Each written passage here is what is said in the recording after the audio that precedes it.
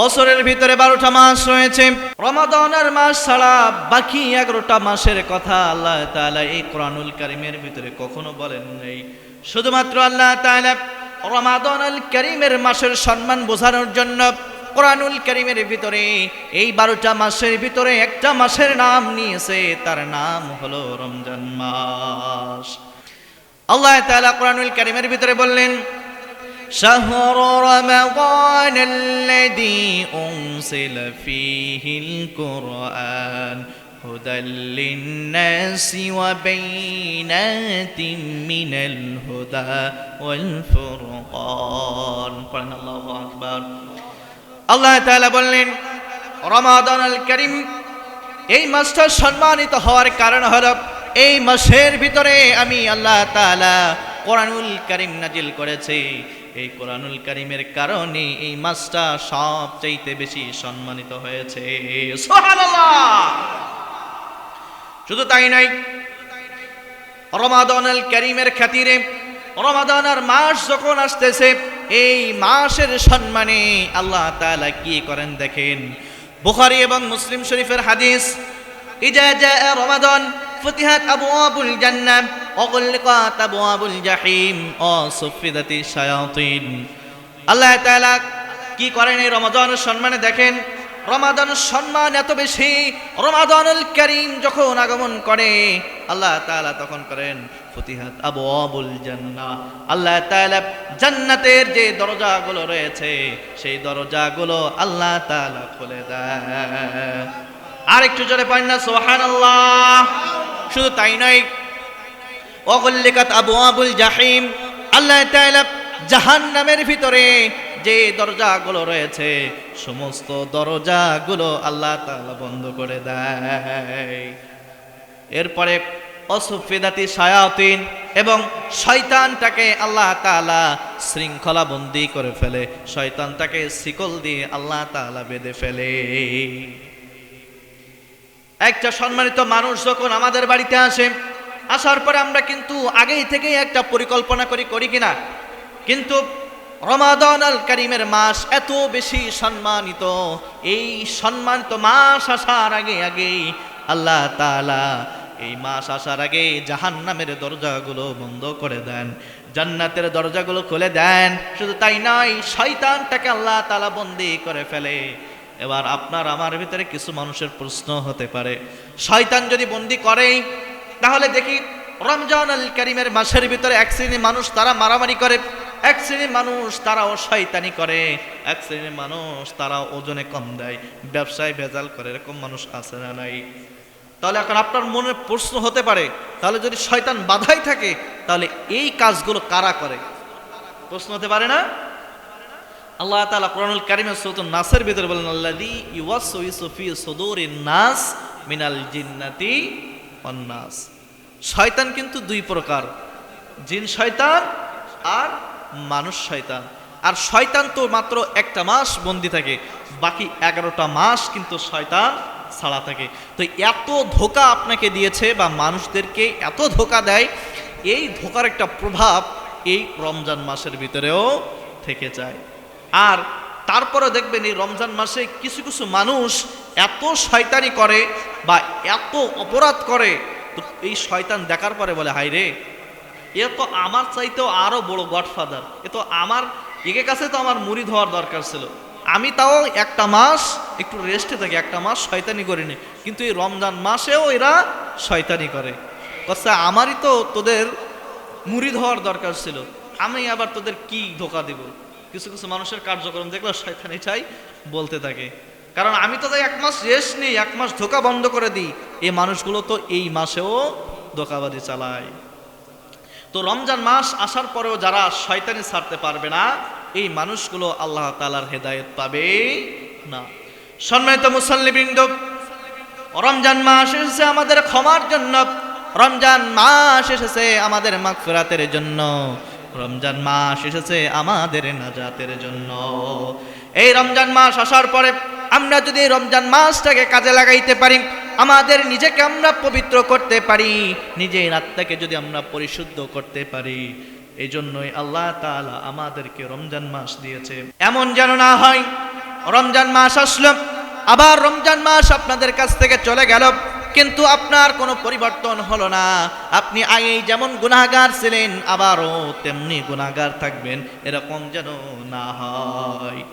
নবী করিম সাল্লাল্লাহু আলাইহি ওয়াসাল্লাম বলেছেন, রমজান মাস আসার পরে যেই সমস্ত মানুষগুলো নিজেদেরকে গুনাহগার থেকে মুক্ত করতে পারল না, ওই সমস্ত মানুষের মতো কপাল পড়া এই দুনিয়ার জমিনের ভিতরে আর নাই।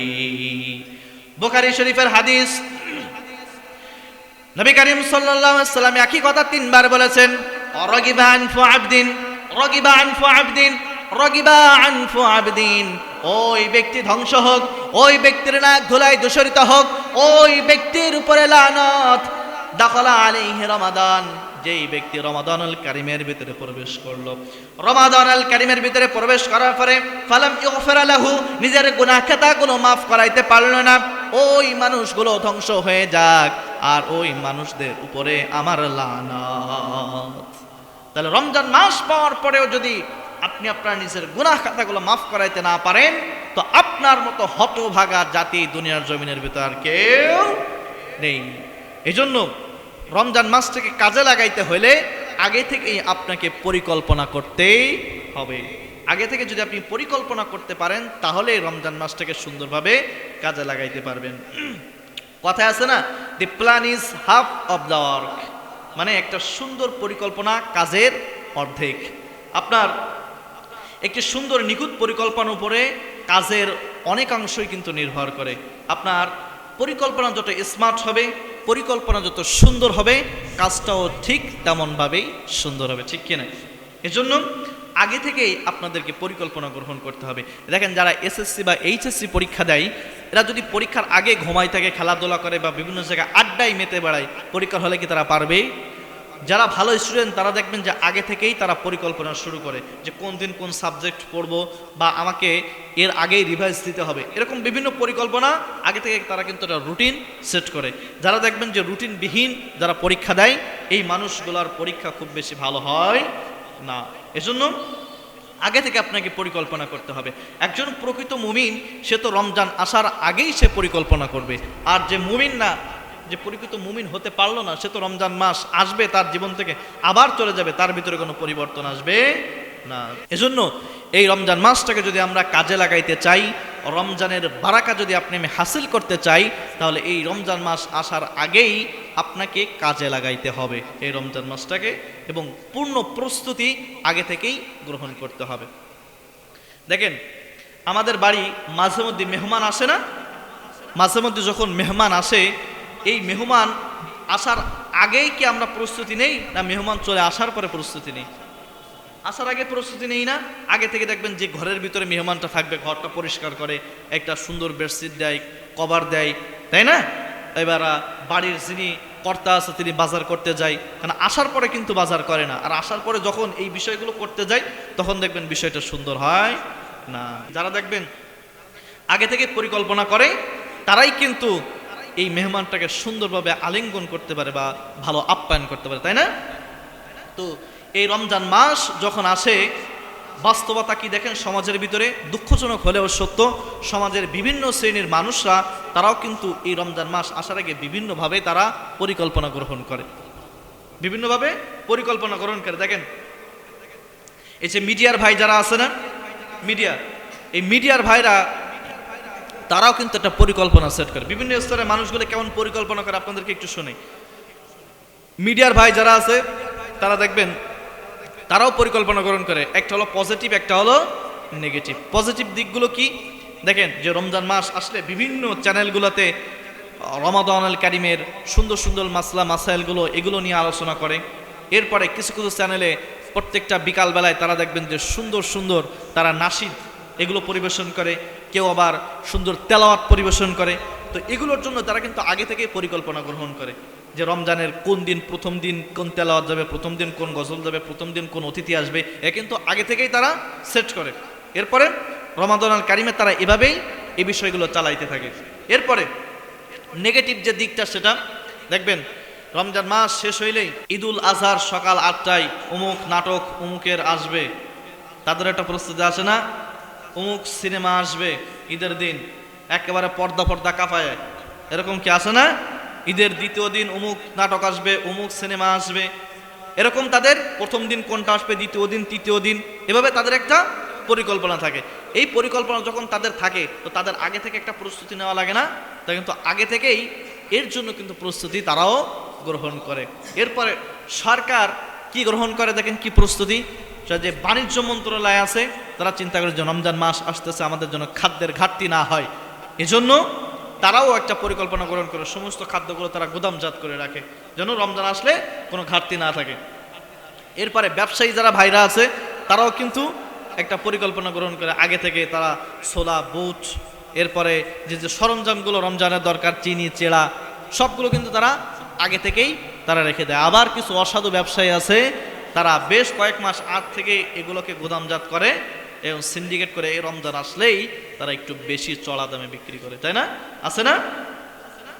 সৌদি আরবের দিকে তারা কি করে, রমজান মাস আসলে যে মূল্য থাকে তার অর্ধেক করে দেয়, মূল্য যা তার অর্ধেক করে দেয়, বা তারা লাভ করে না, তার লসে বিক্রি করে এই রমজান মাস আসলে তার সবের আশায়।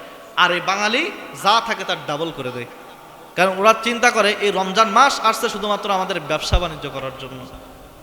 নাউজুবিল্লাহ। এই সমস্ত ব্যবসায়ীদের উপরে আল্লাহ তাআলা লানত। এই যে ব্যবসায়ীগুলো এরকম করে, হার হামেশাই ব্যবসায়ীগুলো এরকম করে। আবার শপিং মলগুলোতে তাদেরও কিন্তু পরিকল্পনা থেকে আগে থেকেই তারা কি কি জুতা নিয়ে আসবে, কি কি জামা কাপড় নিয়ে আসবে, কি পাঞ্জাবি নিয়ে আসবে, এগুলোর কিন্তু তারা আগে থেকেই পরিকল্পনা করে কোন দিন আনবে, পরিকল্পনা আছে না? আবার আপনারা যারা বাড়ির ভিতরে আছেন তাদেরও কিন্তু রমজান মাস উপলক্ষে একটা পরিকল্পনা আছে। বাড়ির যিনি গিন্নি আছে তিনি কিন্তু আগেই বলে দেয় যে 5 কেজি ছোলা লাগবে, 10 কেজি তেল লাগবে, বেসন লাগবে, এতগুলো, এত বেগুনি, এত আলুর চপ, এরকম বানাইতে হবে। এর জন্য একটা পরিকল্পনা আপনাকে বাড়ির ভিতরে হয় না? তো মানুষের এই পরিকল্পনা দেখলে মনে হয় যে এই রমজান মাস এসেছে খাওয়ার জন্য, রমজান মাস ত্যাগের জন্য আসে নাই। রমজান মাস আসার আগে দেখবেন মানুষ বলে যে রমজান মাসে আমরা কম খাই, কিন্তু হিসাব করে দেখেন রমজানের খরচ বেশি হয়।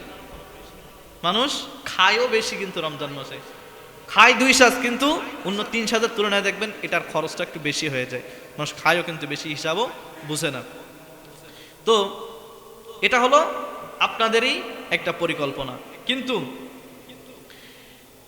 এতগুলোর ভিতরে কি একজন প্রকৃত মুমিনের কি এই যে কতগুলো বললাম এগুলো কি বাস্তবিক না? সবগুলো কি মিলেছে কিনা? তো এর ভিতরে একজন প্রকৃত মুমিনের কি প্রস্তুতি এমন হওয়া দরকার ছিল? একজন প্রকৃত মুমিন যিনি, তার তো এই রকম দুনিয়ার ধ্যান ধারণা তার থাকার কথা ছিল না। সে রমজান মাস বছরে একটা বার পেয়েছে, সে রমজান মাসে সে কিভাবে রমজানের রহমত, নাজাত, মাগফিরাত কিভাবে কামনা করবে, এটাই তো তার প্ল্যান প্রোগ্রাম করা উচিত ছিল, ঠিক কিনা? তাই না? তাবরারির বর্ণনায় হাদিস এসেছে, নবী করিম সাল্লাল্লাহু আলাইহি ওয়াসাল্লাম বলেছেন, ইন্নাল্লাহা ইউহিব্বু ইযা আমিলা আমালান ইউতগিনাহু। নবী করিম সাল্লাল্লাহু আলাইহি ওয়াসাল্লাম বলেছেন, তোমাদের মধ্যে যখন কেউ একটা ভালো কাজ করে, এই ভালো কাজ করার কারণে আল্লাহ তাআলার কাছে ওই ভালো কাজটা খুব বেশি পছন্দ হয়ে যায়। আপনারা তো প্রায় প্রত্যেকেই কোনো না কোনো অফিসে চাকরি করেন। আপনি বা আপনার অধীনে যদি কোনো কর্মচারী কাজ করে, এই কর্মচারী যখন সুন্দরভাবে কাজ করবে, সুন্দরভাবে কাজ করলে কাজটা দেখার পরে আপনার ভালো লাগবে কিনা? ভালো লাগবে না আপনার? তো এই রমজান মাস আসার আগে যদি আপনি যদি প্রস্তুতি নিতে চাই, তাহলে আমাদেরকে বেশ কিছু প্ল্যান সেট করতে হবে। তো আপনাদের প্রস্তুতিটা একটু সহজ করার জন্য আমি আজকের জুমায় এই রমজানের প্রস্তুতি স্বরূপ 12টা পয়েন্ট নিয়ে আলোচনা করব। কয়টা? 12টা। যাতে এই 12টা পয়েন্টের উপর আপনারা আমল করে এই রমজানটা গত বছরের তুলনায় এই বছর আরও বেশি ইফেক্টিভ করতে পারেন ইনশাআল্লাহ। তাহলে আজকের খুতবার আলোচ্য বিষয় হলো কি? রমজানের পূর্ব 12টি প্রস্তুতি। সবাই আমার সাথে পড়েন তো, আজকের খুতবার আলোচ্য বিষয় কি? রমজানের পূর্বের 12টি প্রস্তুতি। আরো একবার বলেন সবাই, রমজানের পূর্বে 12টি। ধরলে কি পারবেন একটু পরে? 3-4 জন বলে ইনশাল্লাহ, বাকিগুলো বলে যে আমাকে রোজা লেগে আসছে। রোজা আছেন নাকি আপনারা? বললে তো আপনারা এটা মুখস্থ করতে পারবেন, যেহেতু আসছেন কষ্ট করে, সময় নষ্ট করে। আসার পর যদি কিছু শিখতে না পারেন, এই তো কষ্ট করে গরমের ভিতরে আসার কোনো দরকার আছে? তো বাড়ি বসে থাকলেই তো ভালো লাগতো। তাহলে আরো একবার বলেন তো, রমজানের পূর্বে 12টি প্রস্তুতি। এই 12টি প্রস্তুতি যদি আপনি নিতে পারেন ইনশাআল্লাহ তাআলা গত বছরের তুলনায় এবছর রমজান আপনার জন্য আরো বেশি ইফেক্টিভ হবে ইনশাআল্লাহ। তাহলে 1 নম্বর পয়েন্ট হলো বেশি বেশি দোয়া করা। কি করা? বেশি বেশি দোয়া করা 1 নম্বর পয়েন্ট। নবী করিম সাল্লাল্লাহু আলাইহি ওয়াসাল্লাম যখন রমজান মাসের কাছাকাছি আসতেন, রজব এবং শাবান মাস থেকে নবীজি একটা দোয়া বেশি বেশি পাঠ করতেন।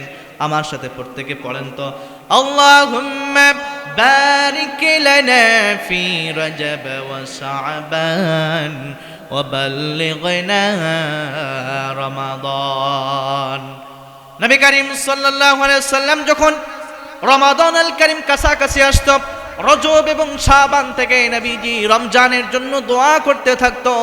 যার অর্থ হলো আল্লাহ তাআলা রমজান মাস আমাদের মাঝে সমাগত, এই রজব এবং শাবান মাসের ভিতরে যে বরকতগুলো রয়েছে এই সমস্ত বরকতগুলো তুমি আমাদের জন্য দাও এবং রমজান পর্যন্ত সুস্থতা শরীরে তুমি আমাকে উপনীত করো।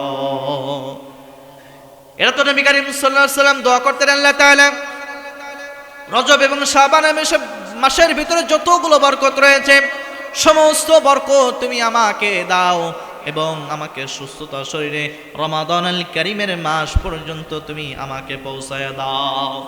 সাহাবা کرام রাদিয়াল্লাহু তাআলা আনহুম রমজান মাস আসার 6 মাস আগ থেকে তারা দোয়া করতেন আল্লাহ তাআলা এই যে রমজান মাস আসতেছে এই রমজান মাস পর্যন্ত তুমি আমাদেরকে উপনীত করে দিও। আর রমজান মাস চলে যাওয়ার পরে বাকি 5টা মাস তারা দোয়া করতে আল্লাহ তাআলা রমজান মাসের ভিতরে যে আমরা ইবাদত বন্দেগী গুলো করেছি এই ইবাদত বন্দেগী গুলো তুমি কবুল করে নাও। তাহলে আপনার আমার প্রথম প্রস্তুতি হওয়া কি? 1 নম্বরে কি বলেছি? দোয়া করা। মনে থাকবে 1 নম্বর পয়েন্ট কি করা বলেন তো? বেশি বেশি দোয়া করা যেন রমজান মাস পর্যন্ত হায়াতে আপনাকে আমাকে পৌঁছায় দেয়। রমজান মাস পর্যন্ত দোয়া করতে পারবেন না ইনশাআল্লাহ। আপনার যা যা দরকার রমজান মাসের আগ পর্যন্ত আপনারা চেয়ে নেবেন। এরপরে 2 নম্বর প্রস্তুতি নিজেকে ক্ষমা লাভের উপযোগী করার জন্য তাওবা এবং ইস্তেগফার করা। নিজেকে ক্ষমা লাভের উপযোগী করা। কারণ আপনি একজনের কাছে ক্ষমা চাইবেন তো ক্ষমা চাওয়ার জন্য নিজেকে উপযোগী হওয়া লাগবে না? মনে করেন আপনি কমিশনার বা মেয়রের কাছে গেলেন কোনো কিছু চাওয়ার জন্য, কিন্তু সারা জীবন কমিশনার আর মেয়রের বিরোধিতা করেছেন। মেয়র কোথাও ডাকলে বা সুবিধা অসুবিধায় সে আপনাকে পায় নাই, সব সময় দেখেছে যে সে আপনি তার বিরোধী দল ছিলেন। আর আপনি যদি যান তাহলে কি সহজে কি সে আপনার উপকার করবে? করবে না। এজন্য ওই মেয়রের কাছে যাতে আপনি চাইবেন চাওয়ার মতো সেই পথটা আগে তৈরি করে যাওয়া, তাহলেই চাইলে দেবে, ঠিক কিনা? তো আল্লাহর কাছে যেহেতু চাইবেন তো চাওয়ার আগেই আপনাকে ক্ষমা লাভের উপযোগী হতে হবে। ক্ষমা লাভের উপযোগী কিভাবে হতে হবে? তাওবা এবং ইস্তেগফারের মাধ্যমে। তাওবা এবং ইস্তেগফারের মাধ্যমে আপনাকে ক্ষমা লাভের উপযোগী করতে হবে। দেখেন শয়তান কিন্তু সব সময় প্রতি মুহূর্তে আমাদের কিন্তু ধোঁকা দিতে থাকে, তাই না? শয়তান কিন্তু আমাদের শত্রু।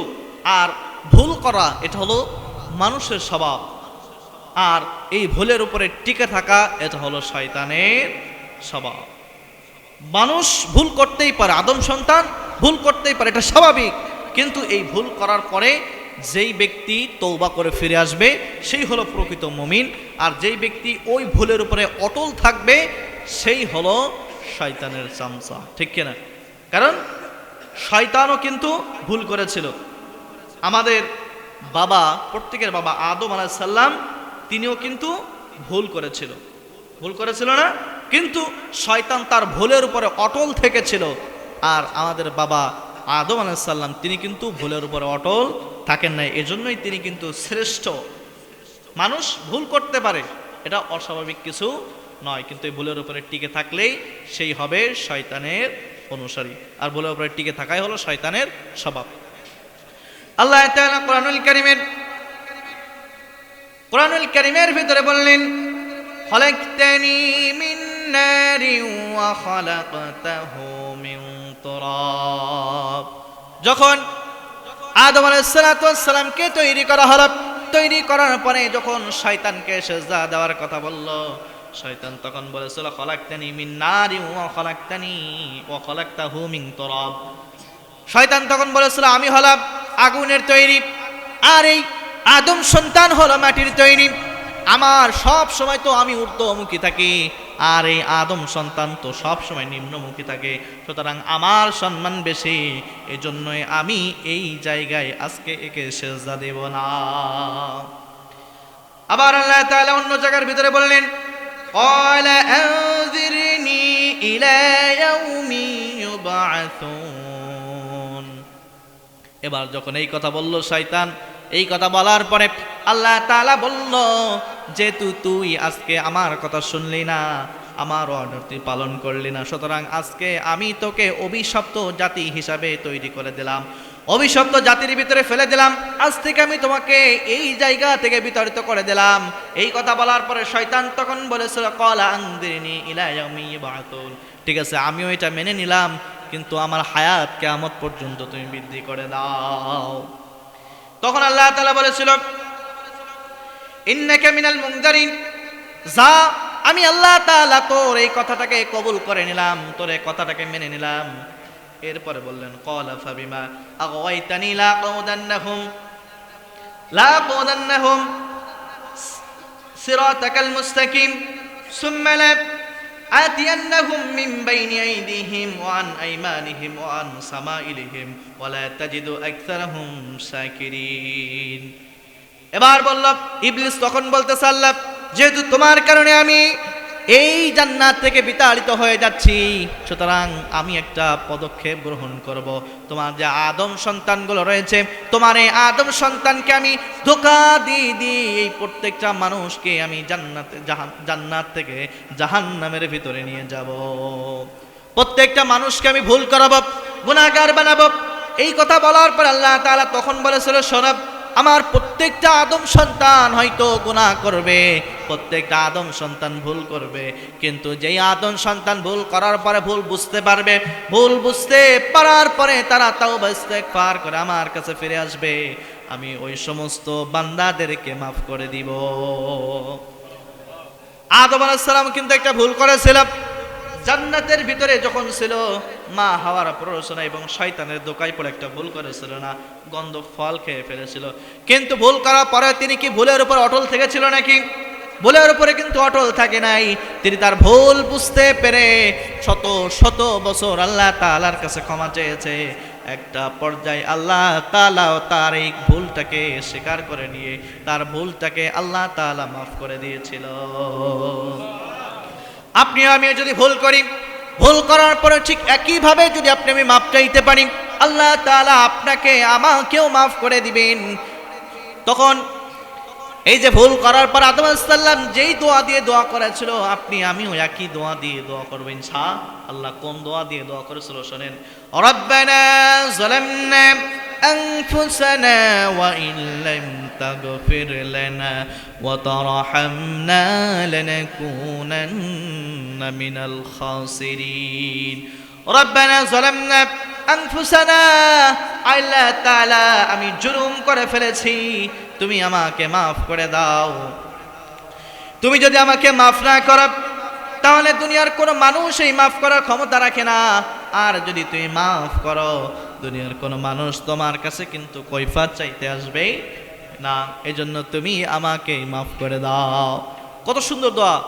আল্লাহ তাআলা, আমি আমার নফসের উপরে জুলুম করে ফেলেছি, আমি ভুল করে ফেলেছি, তুমি আমাকে মাফ করে দাও। আর তুমি যদি মাফ করো, দুনিয়ার কোনো মানুষ তোমার কাছে কৈফিয়ত চাইতে আসবে না। তুমি যদি মাফ করে দাও, তোমার কোনো ক্ষতি হবে না। এজন্য সবসময় জন্য নিজের ভুলটাকে আপনি স্বীকার করবেন। তো এই যে মাফ আপনি চাইবেন, মাফটা আপনি কিভাবে চাইবেন? মাফটা চাওয়ার জন্য আপনি কিভাবে চাইতে হবে? তাওবা ইস্তিগফারের মাধ্যমে আল্লাহ তাআলার কাছে মাফ চাইতে হবে। নবী করিম সাল্লাল্লাহু আলাইহি সাল্লাম বুখারী শরীফের হাদিস, তিনি প্রত্যেকটা দিন 70 বার তওবা করতেন। আল্লাহু আকবার। কতবার? 70 বার। যার জীবনে কোনো গুনাহ ছিল না, তিনিও 70 বার তওবা করতেন। বুখারী শরীফের হাদিস, আল্লাহি ইন্নী লা আস্তাগফিরুল্লাহ ওয়া আতুবু ইলাইহি ফিল ইয়াউমি আকসার মিন 70 মাররা। নবী করিম সাল্লাল্লাহু আলাইহি ওয়াসাল্লাম তিনি বলেন, আমার জীবনে গুনাহ খাতা না থাকা সত্ত্বেও আমি প্রত্যেকটা দিন 70 বারের বেশি তওবা করি। 70 বার তওবা করে প্রত্যেক দিন। এটা তো বুখারী শরীফের হাদিস। মুসলিম শরীফের ভিতরে হাদিস রয়েছে, ইন্নী আতুবু ইলাইহি মিয়াতু মাররা, শুধু 70 বার নয়, নবী করিম সাল্লাল্লাহু আলাইহি সাল্লাম প্রত্যেকটা দিন 100 বার তিনি তওবা করতেন। বুখারী শরীফে 70 বার, মুসলিম শরীফের ভিতরে এসেছে কতবার? 100 বার। তাহলে যার জীবনে গুনাহ নাই সে যদি প্রত্যেক দিন 100 বার তওবা করে, আপনার আমার কয় লক্ষ বার তওবা করা উচিত চিন্তা করেছেন? কতবার আপনার আমার তওবা করা উচিত? মানুষ মাত্রই তো গুনাহগার, ঠিক কি না? তো মানুষ পাপ করতে পারে, কিন্তু এই পাপ করার পরে আল্লাহর কাছে ওই পাপী সবচাইতে বেশি প্রিয় যেই পাপী পাপ করার পরে আবার আল্লাহ তাআলার কাছে ফিরে আসে। এই পাপী সবচাইতে আল্লাহ তাআলার কাছে বেশি প্রিয়। এখন ফিরে আসতে হবে কিভাবে? তাওবা করে আল্লাহ তাআলার কাছে ফিরে আসতে হবে। এখন কথা হলো তাওবা করব কিভাবে? প্রশ্ন থাকতে পারে না? সহজভাবে আপনাদেরকে কিভাবে তাওবা করবেন এটা আপনাদেরকে শিখিয়ে দিই। আপনাদের কারো কাছে যাওয়া লাগবে না, আপনারা নিজেরাই তাওবা করতে পারবেন। তাওবা কবুলের শর্ত হলো 5টি। কয়টি? আরেকটু জোরে বলেন না কয়টি? 1 নম্বরে আপনি যে গুনাহগুলো করেছেন সেই গুনাহের আল্লাহ তাআলার কাছে স্বীকৃতি দেওয়া, যে আল্লাহ তাআলা আমরা গুনাহ করে ফেলেছি, এই গুনাহটা আমি করেছি, এই গুনাহটা যে আমি করেছি এটা আমি তোমার কাছে সারেন্ডার করতেছি, আমি স্বীকার করতেছি গুনাহগুলো করেছি। 2 নম্বরে এই যে গুনাহগুলো করেছেন এই গুনাহের জন্য আল্লাহ তাআলার কাছে লজ্জিত হওয়া, যে আল্লাহ তাআলা গুনাহ তো করেছি, এরপরে আমি গুনাহ করার জন্য তোমার কাছে আমি লজ্জিত হচ্ছি। 3 নম্বরে আপনি বলবেন আল্লাহ তাআলার কাছে, আল্লাহ না বুঝে শয়তানের ধোঁকায় পড়ে কাকুতি মিনতি করে বলবেন যে না বুঝে শয়তানের ধোঁকায় পড়ে করে ফেলেছে, আল্লাহ আমি তোমার কাছে লজ্জিত হচ্ছি। এরপরে 4 নম্বর আপনি আল্লাহ তাআলার কাছে পাক্কা ওয়াদা দিবেন, আল্লাহ যেই পাপটা আমি করেছি এই পাপটা আজকের পর দ্বিতীয়বার আমি কোনোদিন আর করব না, এই অঙ্গীকার আমি তোমার কাছে দিচ্ছি। 5 নম্বর এবং সর্বশেষ হলো, এটা সবচাইতে গুরুত্বপূর্ণ, যদি আপনি কোনো বান্দার হক নষ্ট করে থাকেন, যদি কারো হক নষ্ট করে থাকেন, আগে ওই বান্দার কাছে যে আপনি মাপ চাইবেন, তার হকটা ফিরিয়ে দিবেন। আর যদি তার হক ফিরিয়ে না দেন, মাপ না চান, কাল কিয়ামতের ময়দানে আল্লাহ তাআলাও আপনাকে মাফ করবে না, আর আপনার জাহান্নামে যাওয়ার পথটা সহজ হয়ে যাবে। তাহলে তওবার 1 নম্বর শর্ত কি? আপনি যে গুনাহগুলো করেছেন সে গুনাহের স্বীকৃতি আল্লাহ তাআলার কাছে দেওয়া, আর এই গুনাহের জন্য আল্লাহ তাআলার কাছে লজ্জিত হওয়া এবং আল্লাহ তাআলার কাছে কাকুতি মিনতি করে বলা, আল্লাহ যে গুনাহগুলো করেছি আমি না বুঝে করেছি, শয়তানের ধোঁকায় পড়ে করে ফেলেছি, এই গুনাহ এরপরে আমি আর কোনোদিন করব না, এরকম পাক্কা ওয়াদা দেওয়া। এবং 5 নম্বর সর্বশেষটা কি বলেছি? যে এই যে বান্দার যদি কোনো হক আপনি নষ্ট করে থাকেন, তাহলে এই হক বান্দার এটা ফেরত দেওয়া, বান্দার হক আপনাকে ফেরত দিতে হবে। আপনি যদি কারো বোনের সম্পদ নষ্ট করে থাকেন, এক ভাই যদি আরেক ভাইয়ের হক নষ্ট করে থাকেন, তো এগুলো যতক্ষণ পর্যন্ত তাকে ফেরাই দিয়ে মাফ না চাইবেন, আল্লাহ তাআলা মাফ করবে না। তাহলে এভাবেই আপনি তাওবা করবেন। তাহলে 1 নম্বর পয়েন্ট প্রথমে কি বলেছি বলেন তো? বেশি বেশি দোয়া করা। 2 নম্বর কি বলেছি? তাওবা এবং ইস্তেগফারের মাধ্যমে আল্লাহ তাআলার ক্ষমা লাভের উপযুক্ত তাওবা এবং ইস্তেগফার করা, এটা কিন্তু রমজানের পূর্ব প্রস্তুতি। এবার আসুন 3 নম্বর পয়েন্ট। এই রমজানের 3 নম্বর পয়েন্ট হলো রমাদান আল কারিমের প্রতি ব্যাপক আগ্রহ ও উদ্দীপনার লক্ষ্যে কাউন্টডাউন শুরু করে দেওয়া, যে রমজানের আর 10 দিন বাকি আছে, রমজানের আর 11 দিন বাকি আছে, আজকে তো 6 তারিখ, তাই না? তো এই 6 তারিখ আর রমাদান কারিম হয়তো 18 তারিখে, হয়তো 11 থেকে 12 দিন সর্বোচ্চ বাকি আছে, এরকম প্রত্যেক দিন একটা কাউন্টডাউন শুরু করা। মানুষ দেখবেন সকালে উঠেই ফেসবুকে একটা পোস্ট দেয় গুড মর্নিং, দুপুরে একটা পোস্ট দেয়, রাতের বেলায় আবার ঘুমানোর আগে গুড নাইট, দেয় না? তো সকালে ঘুম থেকে উঠেই এই পোস্টটা না দিয়ে এবার থেকে একটু পোস্ট দিবেন যে রমজানের আর 10 দিন বাকি আছে, তাহলে মানুষের ভিতরে কিন্তু একটা রমজান রমজান একটা ভাব আসবে, তাই না? আর রমজানের 9 দিন বাকি আছে। বাসায় যারা আপনারা আছেন, এই আত্মীয় স্বজন যারা আছে, আপনার মেয়ে আছে, ছেলে আছে, আপনার বউ আছে, মা বাপ যারা আছে, তাদের সাথে এই রমজান নিয়ে আপনারা আলোচনা করবেন। রমজান আসতেছে এরকম বিষয় নিয়ে আলোচনা করবেন। এবং বাসার ভিতরে অনেকে দেখবেন যে বক্স বাজাই, ডিজে গান টান ছেড়ে দেয়, ছাড়ে না? ভাই আপনি কি করেন? আমিও তো আপনাদের মাঝেই থাকি, তাই না? আমিও তো শুনি, আমার বাসায়, আমার পাশের বাসায়, পিছনে সব জায়গায় কিন্তু বাজে।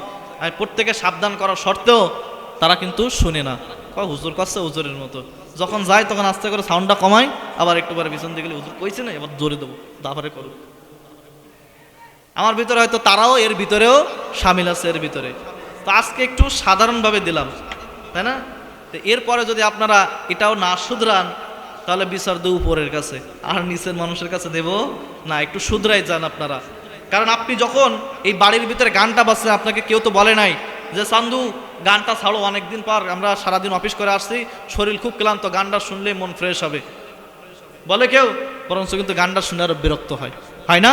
তখন গান বাজে দেখবেন যে এই হার্টের ভিতরে কেমন একটা অস্বস্তি ফিল কাজ করে, মনে হয় যেন হার্ট মাঠ সব কাঁপতেছে, মাটি টাটি সব কাঁপতেছে, এরকম মনে হয় না? তো এরা মনে করে যেন গান যদি আমরা জোরে ছেড়ে দিই সবাই হয়তো খুশি হয়, বগল বাড়ি দেয় মনে হয়, বাসায় বসে তারাও মনে হয় নাচে, এরকম একটা চিন্তা ভাবনা তাদের। এর প্রত্যেকটা মানুষ যে বিরক্ত হয় এই মানুষগুলো বুঝে না, একটা ফুল সাউন্ডে শোনে। আরে ভাই তোর গান শুনে একা একা যদি গুণাগার হইতে মন চাইতি একা একা শুন, হেডফোন দিয়ে শুন, সমস্যা কি? তারপরে বাড়ির ভিতরে টিভিতে যা চালাবে সেটাও ওই বক্সে ফুল সাউন্ডে শোনাবে মানুষকে, মানে ঠেকা পাইছে যে পুরা এলাকার মানুষকে সব কিছু শোনানো লাগবে। আমি গুণাগার হচ্ছি, প্রত্যেকটা মানুষকেও আমি গুণাগার বানাচ্ছি, এখনো সময় আছে, শুধরায় যাই না আপনারা। তো এইরকম গান না বাজায় আপনারা এবার থেকে ইসলামী সঙ্গীতগুলো বাজান। রমজানের বিভিন্ন সঙ্গীত আছে ইউটিউবে অসংখ্য, এই সঙ্গীতগুলো আপনারা বাজায়েন। তো এগুলো যখন শুনবে মানুষগুলো তখন তাদের ভিতরে দেখেন একটা রমজানের একটা উদ্দীপনার সৃষ্টি হবে। তো আপনাদের মাঝে রমজানের একটা উদ্দীপনার সৃষ্টি করার জন্য আমি শুরুতে কিন্তু রমজানের একটা সঙ্গীতও গেয়েছি, যাতে আপনাদের ভিতরটা রমজান রমজান ফিল আসতে। তো এই কাজগুলো আপনারা করুন, যেহেতু সময় প্রায় শেষ, সংক্ষিপ্ত আকারে বাকি পয়েন্টগুলো বলে। কয়টা পয়েন্ট বলেছি বলেন তো? 3টা। বলতে চেয়েছিলাম কয়টা? 12টা। এই তো মাশাআল্লাহ মনে আছে আপনাদের। 4 নম্বর যে পয়েন্টটা সেটা হলো যে রমাদানের যে আলোচনাগুলো রয়েছে সেগুলো সাধ্য অনুযায়ী একটু জেনে নেওয়া। আমার সাধ্যের ভিতরে যেগুলো আছে সেগুলো জেনে নেওয়া। রমাদানের অনেক ছোট ছোট বই পাওয়া যায়, তো এই বইগুলো আপনারা কিনে আনবেন এবং এগুলো পড়বেন এবং আপনার ফ্যামিলি মেম্বারদেরকেও এগুলো শোনাবেন। কারণ জানলেই কিন্তু মানতে সুবিধা হয়, না জানলে কিন্তু এগুলো আপনি মানতে পারবেন না, আপনার কাছে এগুলো কঠিন মনে হবে। এজন্য আগে থেকেই এগুলো জানবেন। আর যারা কোরআন পড়তে পারেন, আমি আপনাদের বলে যাই যে সূরা বাকারার 183 থেকে 185 নম্বর আয়াত পর্যন্ত এর ভিতরে রমাদানের সুন্দর আলোচনা আছে। আপনারা তাফসীর আকারে পড়বেন, দেখবেন যে আপনাদের কাছে এই বিষয়টা অনেকটা ক্লিয়ার হয়ে যাবে। তাই আগে থেকে যদি আপনারা জানতে পারেন তাহলে রমজানে এগুলো পালন করতে আপনার জন্য সহজ হয়ে যাবে। এরপরে 5 নম্বর যে পয়েন্টটা সেটা হলো যে এই রমজানকে আপনার জীবনের শেষ রমজান মনে করা। গত বছর হয়তো আপনার পাশে বসে একজন নামাজ পড়েছিল, এই রমজানে কি সে আছে? এরকম অনেক মানুষ চলে গিয়েছে না? তো আপনাকে দৃঢ় অঙ্গীকার করা যে এই রমজানই আমার জীবনের শেষ রমজান, হয়তো এরপরে আমি কখনো আর রমজান মাস পাবো না। আপনি যদি এটা নিজের অন্তরের ভিতরে এটা বিশ্বাস করাতে পারেন বা দৃঢ় অঙ্গীকার করতে পারেন, তাহলে আপনি বুঝবেন যে এই রমজান আপনার জীবনে তখন শ্রেষ্ঠ রমজান হয়ে যাবে। কারণ যখন আপনি মনে করবেন যে এটাই শেষ রমজান, আপনার গুনাহ করতেও একটু লজ্জাবোধ হবে, গুনাহটা আপনার একটু কমে যাবে। তাহলে 5 নম্বর পয়েন্ট কি বললাম? নিজের এই যে রমজানটাকে নিজেদের শেষ রমজান মনে করা। হয়তো এই পরের বছর আমি হয়তো বেঁচে থাকবো না, বা পরের বছর হয়তো আমি এই রমজান পাবো না, সুতরাং আজ থেকেই আমাদেরকে দৃঢ় অঙ্গীকার করা যে এখন থেকেই আমাদের পরিকল্পনা গ্রহণ করা এবং এই রমজানটাকে কাজে লাগানো। 6 নম্বর আমলটা হলো যে রমজানের আগের প্রস্তুতি স্বরূপ কি করবেন, যে নফল রোজা একটু সাধ্য অনুযায়ী আপনারা রাখার চেষ্টা করবেন। কারণ আগে থেকে যদি আপনি নফল রোজা রাখতেন বা নফল রোজা যদি একটু ট্রাই করেন, তাহলে দেখবেন যে রমজানের রোজা যখন আসবে আপনার কাছে এই রমজানের রোজাটা রাখা একটু সহজ হয়ে যাবে। নবী করিম সাল্লাল্লাহু আলাইহি ওয়াসাল্লাম তো এই রমজান মাসে প্রায় গোটা মাসই তিনি রোজা রাখতেন। আম্মা জান আয়েশা রাদিয়াল্লাহু তাআলা আনহা তিনি বলেন, আমার মাঝে এমন মনে হলো যে নবী করিম সাল্লাল্লাহু আলাইহি ওয়াসাল্লাম হয়তো গোটা মাসই, গোটা শাবান মাসই তিনি রোজা রেখে ফেলবেন। নবীজির একজন সাহাবী তিনি জিজ্ঞাসা করেন, ইয়া রাসূলুল্লাহ, ইয়া হাবিবাল্লাহ, আপনি কেন এই শাবান মাসে এত বেশি রোজা রাখেন? এটা শোনার পরে নবীজি তখন বললেন, শোনো, আমি এত রোজা কেন রাখি? কারণ এই শাবান মাসে মানুষগুলো সব চাইতে বেশি গাফেল থাকে, আর এই শাবান মাসে আল্লাহ তাআলার দরবারে আল্লাহ তাআলার কাছে এই শাবান মাসে মানুষের মাসিক যে রিপোর্টটা হয়, বাৎসরিক যে একটা খাতা হয়, এই সব কিছু আমলনামা আল্লাহ তাআলার দরবারে পেশ করা হয়। বাৎসরিক আমলনামা পেশ করার মাস হলো এই শাবান মাস। সুতরাং আমি এই মাসে যখন আল্লাহ তাআলার কাছে উঠব, আমি নফল রোজা অবস্থায় উঠতে চাই, এজন্যই আমি এই মাসে সবচাইতে বেশি রোজা রাখি। আর এই শাবান মাস এসেছে রমজানের প্র্যাকটিস মাস হিসাবে। যদি আপনি শাবান মাসে বেশি বেশি নফল রোজা রাখেন, তাহলে দেখবেন যে রমজান মাস যখন আসতেছে তখন আপনার রোজা রাখতে কষ্ট হবে না। হঠাৎ করে যখন আপনি রোজা রাখবেন তখন দেখবেন যে আপনার কষ্ট হয়ে যাচ্ছে, কষ্ট হবে না। তো এই জন্য আগে থেকে একটু প্র্যাকটিস করা, রমজানের সাধ্য অনুযায়ী রাখবেন যাদের সামর্থ্য রয়েছে। এরপরে 7 নম্বর পয়েন্ট হলো বেশি বেশি ইবাদতের মন মানসিকতা তৈরি করা। বেশি বেশি ইবাদতের মন মানসিকতা কেমন দেখেন, আপনি যখন এই নামাজগুলো পড়েন, নামাজগুলো পড়ার সময় অনেক মানুষ নফল পড়ে না, সাধারণ অবস্থায় নফল পড়ে না। তো এখন থেকে নফল পড়ার অভ্যাস করা। আপনি এখন থেকে যদি নফল পড়ার অভ্যাস করতে পারেন, দেখবেন রমজানে কিন্তু এক্সট্রা একটা নামাজ পড়তে হয়। নামাজের নাম কি? তারাবির নামাজ, 20 রাকাত লম্বা নামাজ। কিন্তু এই 20 রাকাত নামাজ কিন্তু অনেকে পড়তে পারে না, 8 রাকাত পড়েই দৌড় দেয়, শেষ নামাইতে পারে না, ব্যথা কষ্ট বিভিন্ন। তো আপনি এখন থেকে যদি প্রত্যেক দিন জোহরে, আসরে, মাগরিবে, ইশায় এগুলোতে যদি 2 রাকাত করে করে 4 রাকাত করে করে দেখবেন যদি নফল নামাজ পড়তে পারেন, তো এই রমজান মাস যখন আসবে দেখেন আপনার এই তারাবির নামাজ পড়তে আপনার কষ্ট হবে না, তারাবির নামাজ আপনার জন্য সহজ হয়ে যাবে। তো এখন থেকে ওই যে সামনে বেশি ইবাদত বন্দেগী করতে হবে, এটার মন মানসিকতা তৈরি করা এবং সেই অনুযায়ী নফল ইবাদত বাড়িয়ে দিয়ে ওই যাতে আমরা পরিকল্পনা সুন্দরভাবে বাস্তবায়ন করতে পারি সেটার পরিকল্পনা করা। এরপরে 8 নম্বর, বিগত বছর যদি কোনো কাজা রোজা থাকে সেটা আগেই, রমজান মাস আসার আগেই সেটা রেখে দেওয়া। তো এই কাজা নামাজটা বেশিরভাগ মা বোনদের হয়, যাতে আল্লাহ প্রদত্ত একটা সমস্যা মাসে তারা পায়, এজন্য তাদের 3 দিন 5 দিন 7 দিন হয়তো মানুষের রোজা রাখতে পারে না। তো এই রোজাটা অনেকেই মনে থাকে না রাখার জন্য। তো আপনার বিবির কাছে জিজ্ঞাসা করবেন, যদি এই রোজাগুলো না রেখে থাকে বলবেন যে যেগুলো রোজা কাজা হয়েছিল এই রমজান মাস আসার আগে রোজাগুলো রেখে দিতে। আর আপনারা হয়তো অনেকে সফরের কারণে রোজা রাখতে পারেন নাই, সেগুলো আপনারা এই রমজান মাস আসার আগে রেখে দেবেন। এরপরে 9 নম্বর যে প্রস্তুতি আপনি গ্রহণ করবেন সেটা হলো এই রমজান মাসকে আত্মগঠনের মাস হিসাবে নিজের কাছে এটা মেনে নেওয়া। এই রমজান মাসটা আত্মগঠনের মাস হিসাবে গড়ে তোলা। দেখবেন অনেকের বয়স 40 বছর হয়ে গেছে, 50 বছর হয়ে গিয়েছে, রমজান তাদের কাছে 40-50 বছরই কিন্তু এসেছে, তারপরেও নিজেদেরকে গুনাহ থেকে মুক্ত করাইতে পারে নাই। তার জীবনে কত রমজান আসলো আবার চলে গেল, কিন্তু সে গুনাহগারই থেকে গেল। তো আপনার ভিতরে এই অঙ্গীকারটা করা যে রমজান মাস হয়তো অনেক বছর আমার জীবন থেকে চলে গিয়েছে, এইবার এই রমজান মাস আসবে, এই রমজান মাস আসার পর আমরা নিজেদেরকে পবিত্র করব, নিজেদেরকে আত্মশুদ্ধি করে নেব, যেন এই রমজান মাস আমাদের জন্য একবারে নাজাতের ওসিলা হয়। ঠিক কিনা? প্রত্যেকে পড়েন না ইনশাআল্লাহ। এরপরে 10 নম্বর যে পয়েন্ট সেটা হলো রমজান মাস আসার আগে আপনাদের সুন্দর একটা রুটিন তৈরি করা, যে রমজান মাসের 24 ঘন্টা আমরা কিভাবে কাটাইতে পারি।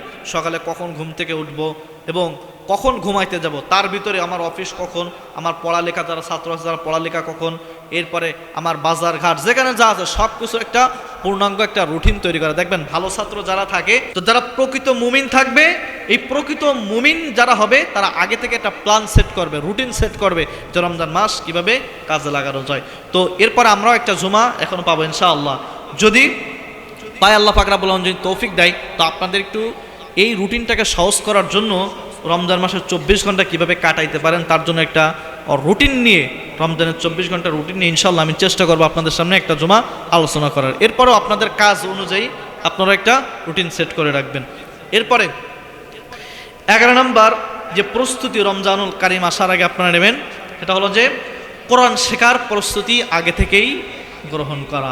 অনেক মানুষ আছে এখনো কোরআন পড়তে পারে না, কিন্তু কোরআন না পড়ার কারণে কখনো এসে বলে না হুজুর আমরা কোরআন পড়তে পারি না, আসেন আমাদের একটু কোরআন শেখান। আমি কিন্তু প্রতিদিন ফজরের পরে কিন্তু শেখাই, যারা বয়স্ক মানুষ আছে, মুরব্বী মানুষ আছে, তাদের কিন্তু শেখাই, ফ্রিতেই কিন্তু শেখাই, বই খাতা সবই কিন্তু দিই, তারপরে মানুষ আসে না। অনেক মুরব্বী এখানে আছে আমার জানা মতে, তারা আমার কাছে অনেকে পড়েছে, আলিফ বাই ঠিক মতো পড়তে পারে না। তাহলে তাদের অবস্থা কি একটু চিন্তা করেন, ভিতরের অবস্থা কি খুব বেশি ভালো না খারাপ? তাহলে যারা আলিফ বাই পড়তে পারেন তাদের সূরার অবস্থা খুব বেশি ভালো হওয়ার কিন্তু কথা না। কিন্তু তারপরেও তারা বসে থাকে, কিন্তু তারপরেও আসে না। অনেক যুবক ভাই আছে, কাজ নাই, তারপরেও পড়তে আসে না। তো আপনাদের এখন থেকে প্রস্তুতি নেওয়া, যেন অন্য রমজান মাস নষ্ট হয়েছে এই রমজান মাস যেন নষ্ট না হয়। আপনারা যারা আছেন মুরব্বীরা কয়েকজন মিলে আলোচনা করে আপনারা আমার কাছে আইসেন, রমজান মাস জোহরের পরে ইনশাল্লাহ আপনাদেরকে পড়াবো। যুবক ভাই যারা আছেন তারা কয়েকজন মিলে একটা ব্যাচ করেন, যে আমরা হুজুর আগে পড়তাম কিন্তু এখন পড়তে পারি না, হয়তো অনেক দিন না পড়ার কারণে, কয়েক বছর না পড়ার কারণে এটা ভুলে গেছি, হয়তো টান টোন ঠিক হয় না, এগুলো আমাদের একটু ঠিক করে দেন। একটু সৎ উদ্যোগ নিয়ে আপনারা এসেন, আপনাদের টাকা দেওয়া লাগবে না, বইও এখানে আছে, কোরআন শরীফ আছে, আমপারা আছে, আরবি আছে, সবই আছে। আপনারা আইসে একটু সময় দিন, পারবেন তো ইনশাআল্লাহ? আল্লাহ কবুল করে নেব। এরপরে সর্বশেষ যে পয়েন্টটা সেটা হলো যে এখন থেকে তাহাজ্জুদের নামাজ প্র্যাকটিস করা।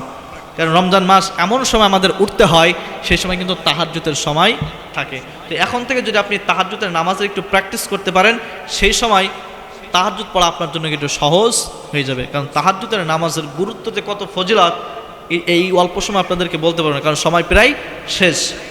তো বাকি পয়েন্টগুলো কিন্তু আমি সংক্ষিপ্ত আকারে আপনাদেরকে বললাম, সময় থাকলে হয়তো আর একটু বিস্তারিত আপনাদেরকে বলতে পারতাম।